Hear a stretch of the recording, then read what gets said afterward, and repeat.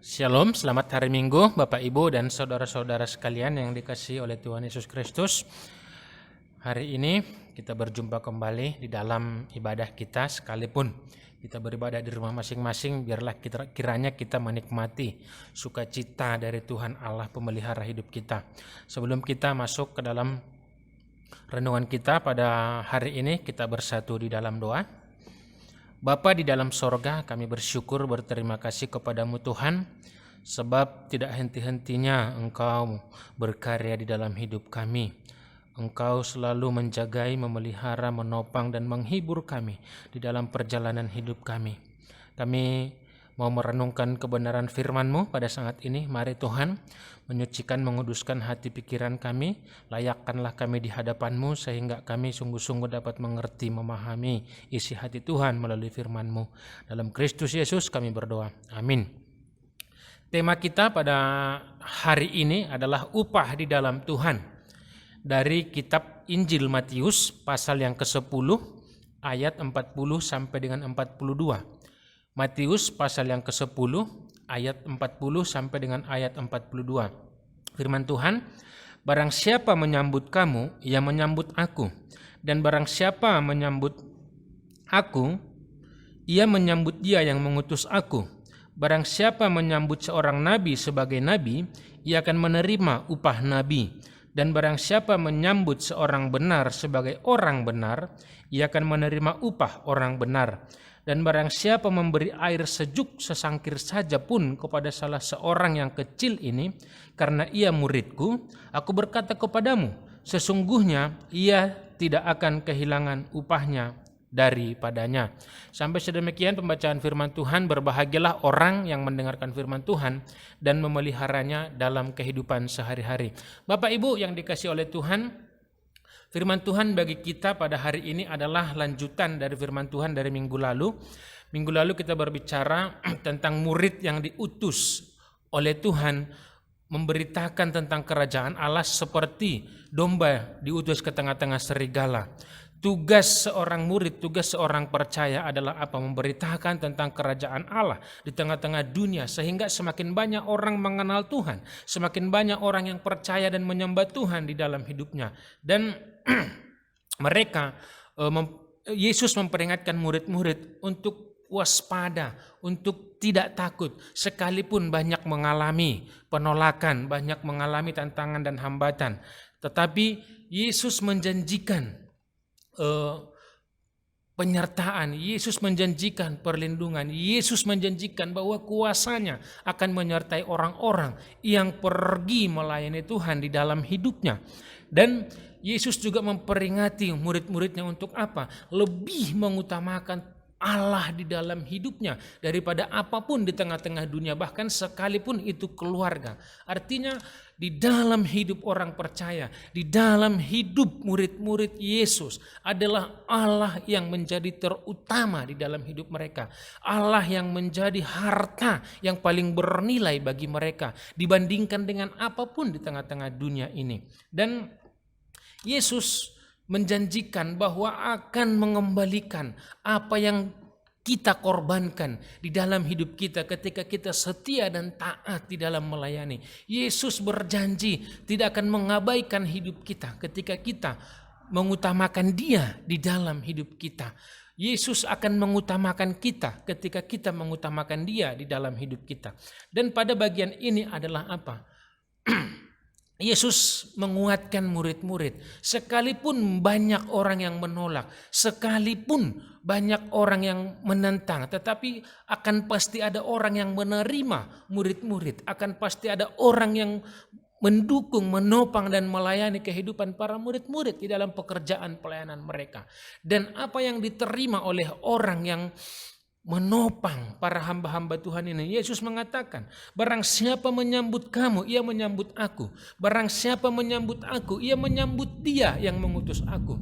Di sini kita lihat bahwa ketika Yesus mengutus murid-murid dan kita menyambut mereka, ketika Yesus mengutus hamba-hamba Tuhan melayani kita dan kita menyambut mereka dengan sukacita, dengan tulus, maka sebenarnya kita sedang menyambut kehadiran Tuhan di dalam hidup kita.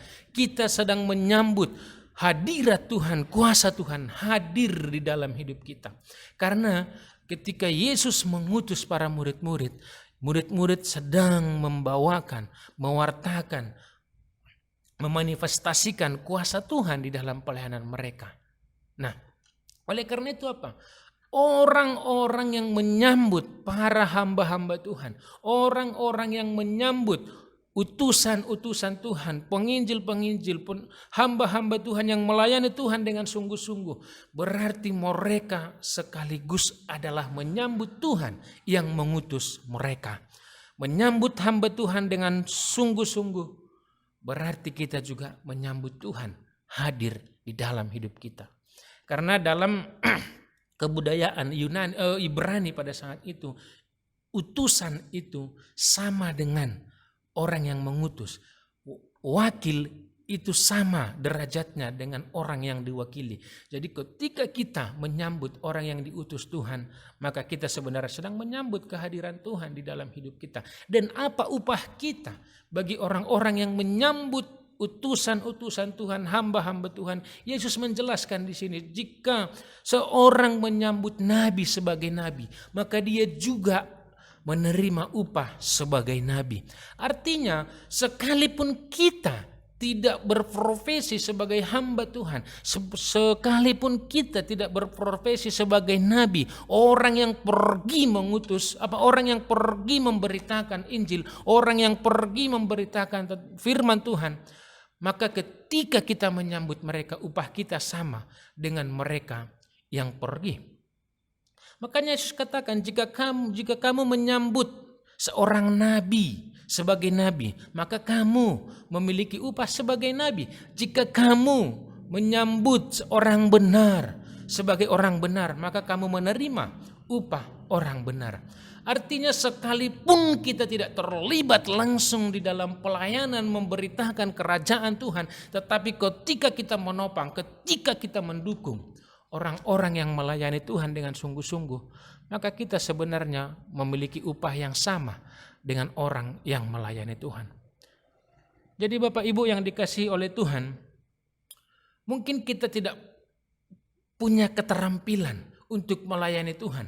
Mungkin kita tidak punya keterampilan untuk menyampaikan firman Tuhan. Kita tidak punya keterampilan untuk melayani di depan mimbar, di atas altar. Atau kita tidak punya waktu untuk pergi kemanapun untuk memberitakan Injil, memberitakan firman Tuhan. Tetapi ketika kita ikut terlibat, menopang, mendukung orang-orang yang pergi, maka sebenarnya kita juga sudah terlibat di dalam pelayanan Tuhan. Saya di dalam pengalaman saya, ketika saya tidak dapat jadwal melayani, saya hanya ikut beribadah. Ketika hamba Tuhan atau pendeta memberitakan firman Tuhan, saya selalu berdoa supaya pendeta yang sedang berkhotbah, supaya pendeta yang sedang di atas mimbar itu sungguh-sungguh menyampaikan firman Tuhan dengan benar. Sekalipun saya tidak menyampaikan firman, sekalipun saya tidak berkhotbah, saya akan mendoakan orang yang berkhotbah. Ketika saya mendoakan orang yang berkhotbah, maka sebenarnya saya sedang ikut terlibat di dalam menyampaikan firman Tuhan. Karena apa? Kita ini satu tubuh di dalam Tuhan. Kita ini satu di dalam roh. Kita ini satu karena kasih Tuhan yang mempersatukan kita. Maka ketika satu orang melayani dan kita mendukung mereka, menopang mereka di dalam doa kita, kita terlibat di dalam pelayanan. Dan upah kita yang menopang mereka sama dengan upah yang menyampaikan. Kemudian mungkin kita tidak bisa pergi untuk melayani kemana-mana, tapi ada orang yang pergi untuk melayani. Saya punya banyak informasi tentang orang-orang yang pergi ke daerah-daerah yang sulit, dan mereka menyaksikan bagaimana sulitnya kehidupan mereka secara ekonomi, secara finansial, bahkan mungkin hidup mereka terancam bukan hanya secara ekonomi. Kehidupan mereka terancam oleh penganiayaan dari orang-orang yang menentang mereka. Yang menjadi perenungan bagi kita, pernahkah kita berdoa bagi mereka? Pernahkah kita mendukung mereka secara finansial bagi orang-orang yang melayani Tuhan? semua kita orang percaya punya kemampuan, punya talenta, punya sesuatu yang bisa kita berikan di dalam pelayanan Tuhan. Oleh karena itu banyak hal yang bisa kita berikan. Mungkin sebagian dari penghasilan kita berikan kepada hamba-hamba Tuhan yang melayani dengan sungguh-sungguh. Mungkin waktu kita yang banyak terbuang, kita berdoa bagi mereka yang pergi melayani Tuhan dengan sungguh-sungguh. Dan ketika itu kita lakukan dengan benar, upah kita yang mendukung mereka sama dengan upah mereka yang melayani Tuhan dengan sungguh-sungguh. Itu yang Tuhan maksud di sini. Ketika kita menyambut nabi sebagai seorang nabi, menyambut orang benar sebagai orang benar, maka upah kita sama dengan mereka. Bahkan Yesus menekankan, dan barang siapa memberi air sejuk sesangkir saja pun kepada seorang yang kecil ini karena ia muridku, aku berkata kepadamu, sesungguhnya ia tidak akan kehilangan upahnya daripadanya. Bahkan hal kecil sekalipun yang kita lakukan dengan tulus, dengan sungguh-sungguh kepada para pelayan-pelayan Tuhan, Tuhan tidak akan pernah menutup matanya, Tuhan tidak akan pernah mengabaikan, Tuhan tidak akan pernah melupakan apa yang telah kita kerjakan di dalam ketulusan kepada pelayanan Tuhan. Jadi orang percaya sebenarnya tidak ada alasan untuk tidak ikut terlibat di dalam pelayanan, di dalam gereja, di dalam pekerjaan kerajaan Tuhan. Karena banyak hal yang bisa kita kerjakan, banyak hal yang kita bisa berikan kepada para hamba-hamba Tuhan. Saya kadang sangat miris ketika orang Kristen pindah kepada kepercayaan lain non-Kristen. Mereka sangat disambut dengan antusias, hidupnya disupport, hidupnya menjadi lebih baik. Tapi banyak yang dari non-Kristen masuk ke gereja menjadi orang Kristen, hidup mereka terancam. Kita hanya merasa kagum, kita merasa bersuka cita karena orang Kristen bertambah, tapi kita tidak melakukan apa-apa di dalam hidup kita. Kita tidak melakukan apa-apa untuk menopang hidup mereka. Kita tidak melakukan apa-apa membuat mereka hidup menjadi lebih baik. Tetapi kita sering sekali hanya menikmati hidup kita. Kita beribadah, kita melakukan ritual-ritual, tetapi kita sebenarnya tidak melakukan apa-apa di dalam mendukung, menopang pekerjaan Tuhan di tengah-tengah dunia ini. Hal kecil, sesangkir air putih, itu adalah hal kecil tanpa mengeluarkan biaya besar di dalam hidup kita untuk memberikan segelas air minum kepada orang lain. Tetapi Tuhan melihat hal sekecil itu untuk diperhitungkan, untuk memberikan upah bagi orang-orang yang mau terlibat di dalam pelayanan. Saya teringat di dalam kisah perjanjian lama, Elia diutus Tuhan kepada seorang janda Sarfat, tetapi janda Sarfat dengan seorang anaknya, mereka hanya punya tepung segenggam dan minyak sedikit, itu hanya bekal mereka untuk hidup satu hari.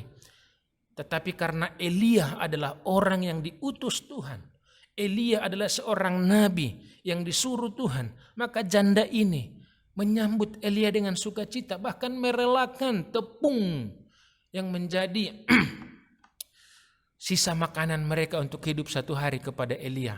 Dan apa yang terjadi Bapak Ibu? Tuhan tidak menutup mata.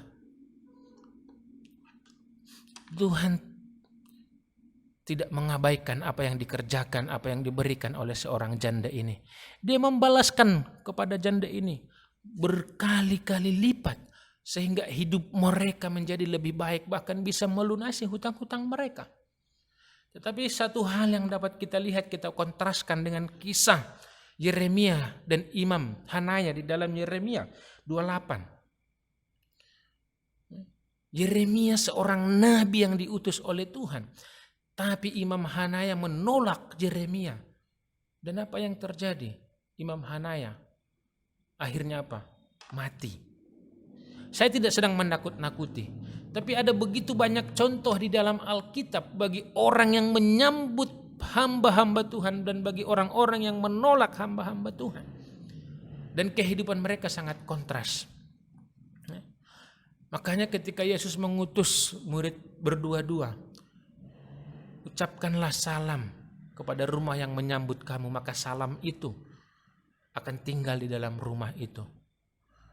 Tetapi jika ada orang yang menolak kamu, kibaskanlah debu tanah dari kakimu, maka kota itu akan menanggung penderitaan yang lebih hebat dari Sodom dan Gomora. Artinya apa?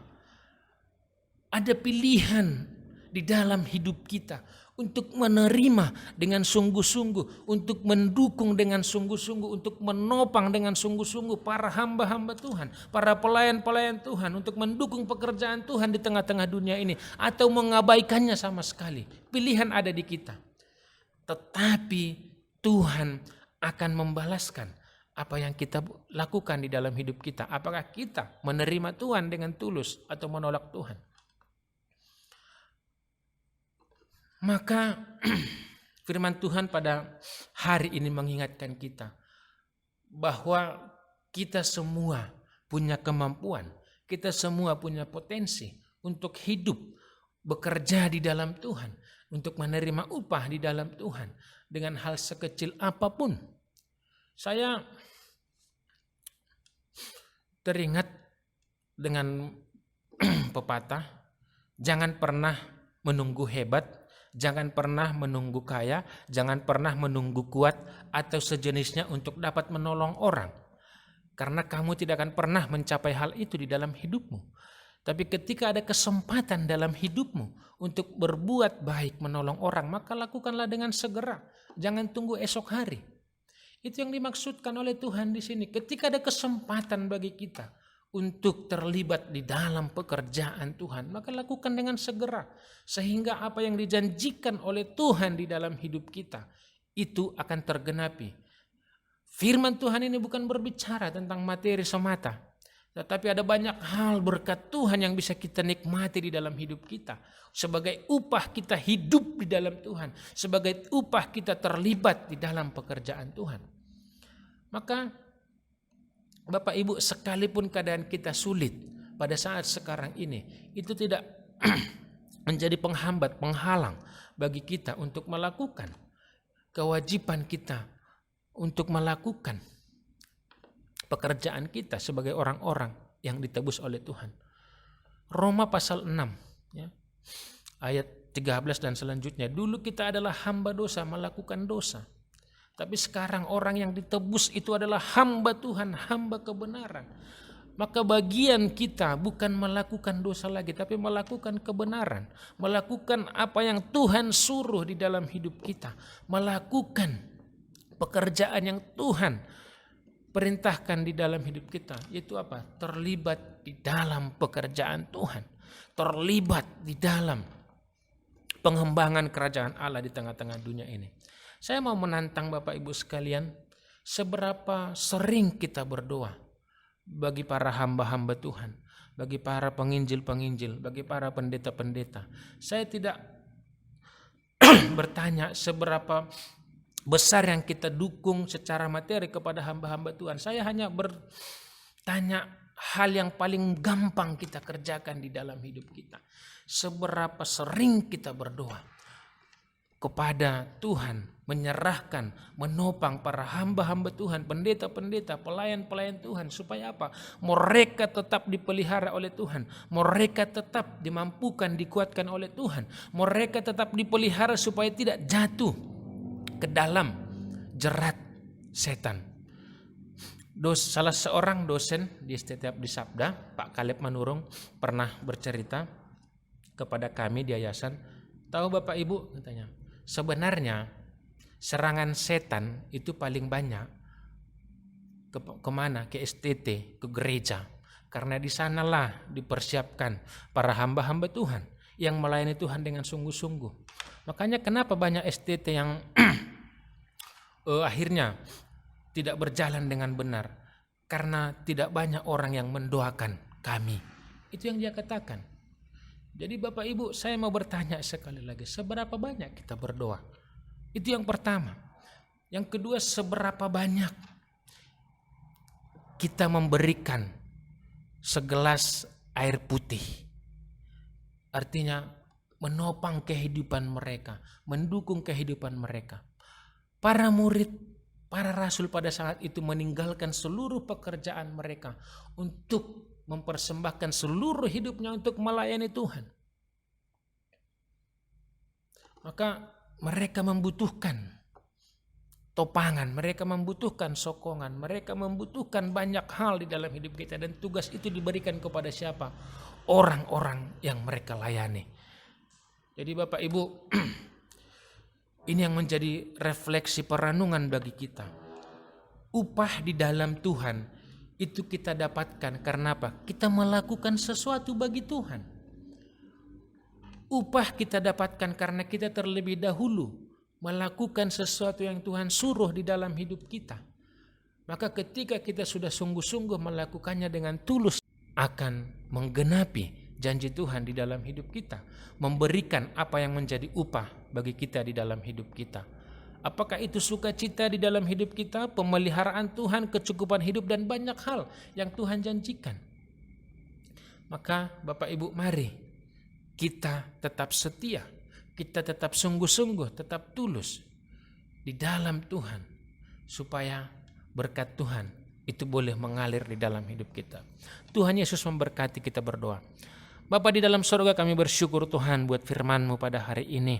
Biarlah firman ini boleh mengingatkan kami untuk setia di dalam pekerjaan pelayanan Tuhan, untuk mendukung, menopang pekerjaan Tuhan di tengah-tengah dunia ini. Sehingga kerajaan-Mu semakin luas, semakin banyak orang yang percaya kepada Tuhan. Dan kami berdoa untuk pergumulan hidup kami pada saat ini, Tuhan yang terus memelihara, mencukupkan segala kebutuhan kami. Dan kami juga berdoa, Tuhan, buat anak-anak kami yang akan melanjutkan studi mereka. Biarlah di dalam pergumulan bangsa kami ini, anak-anak kami tetap boleh sungguh-sungguh, tetap boleh bersuka cita dan bersemangat di dalam mengikuti studi mereka. Sehingga mereka boleh dibekali untuk menghadapi masa depan mereka. Dan kami juga berdoa Tuhan buat jemaat-Mu yang sedang sakit. Biarlah Engkau melawat mereka. Kami berdoa buat Bapak Sinulinga, Bapak Jerry, yang saat ini sedang di rumah sakit. Tuhan, biarlah Engkau mencurahkan berkat-Mu, menyatakan kuasa dan kemuliaan-Mu atas Bapak ini, memulihkan keadaannya. Dan kami juga berdoa buat keluarga mereka, Engkau pulihkan, dan Engkau yang terus menopang kecukupan di dalam hidup mereka. Kami juga berdoa buat mertua dari Bapak Tarigan yang saat ini juga sedang sakit. Tuhan, kami serahkan ibu ini ke dalam tangan-Mu, agar sekalipun di masa tuanya tubuh fisiknya semakin lemah, tapi pengharapannya kepada Tuhan akan tetap semakin kokoh. Dan kami serahkan keluarga yang merawat, biarlah dengan penuh kasih, kesabaran, dan sukacita, bahkan kecukupan secara finansial untuk pengobatan, Tuhan yang cukupkan. Bahkan kami juga menyerahkan seluruh jemaat kami yang saat ini sedang sakit. Biarlah Tuhan Engkau menyatakan kuasa dan mujizat-Mu. Orang-orang tua kami, kuatkan, jagai kesehatan mereka yang sangat rentan, sehingga Tuhan tetap di dalam pemeliharaan Tuhan. Dan pada akhirnya kami tetap menyerahkan bangsa dan negara kami ini di dalam pemulihan atas kasus COVID Tuhan, dan seluruh masyarakat agar boleh menjaga diri dengan baik, sehingga pergumulan bangsa ini dapat cepat terselesaikan. Inilah doa kami Tuhan yang kami nyatakan kepadamu dalam Kristus Yesus Tuhan kami. Amin.